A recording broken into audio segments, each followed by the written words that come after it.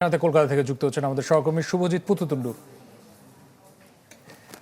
শুভজিৎ, শেষ ধাপেও দেখা গেল যে অনেক আগ্রহ নিয়ে ভোটাররা বুথগুলোতে এসেছেন, নিজেদের ভোটাধিকার প্রয়োগ করেছেন। আমরা এটাও লক্ষ্য করেছি যে মিডিয়াতে বিভিন্ন সাক্ষাৎকারে বিজেপি এবং তৃণমূল কংগ্রেস দুজনই বা দুই পক্ষই দাবি করেছে যে তাদের ভূমিধস জয় হবে।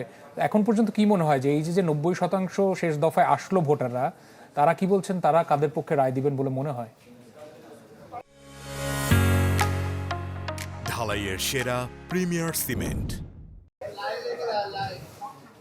দেখুন, ভোটের আগে অর্থাৎ ভোট পরবর্তী যে কটা জরিপ সামনে এসেছে, প্রত্যেক জরিপেই কিন্তু তৃণমূল কংগ্রেসকে এগিয়ে রাখা হয়েছিল।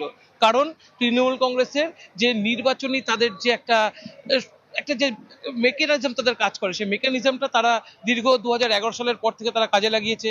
তাদের বিরুদ্ধে এক ধরনের অভিযোগ ছিল বিরোধীদের, তারা 7 থেকে 10% ছাপ্পা ভোট দেয়। এবারের যে ভোট, এই ভোটে ছাপ্পা ভোট হচ্ছে, এটা অতি বড় বিরোধীরাও বলতে পারবে না।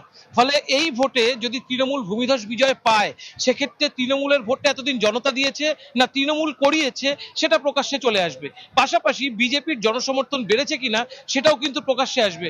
দিনভর যে ধরনের ভোট হয়েছে, এটা কিন্তু অনেকটা একেবারে বলতে হবে প্রতিষ্ঠান বিরোধী ভোটের যে আভাস। কারণ 2011তেও কিন্তু এই ধরনের ভোট হয়েছে।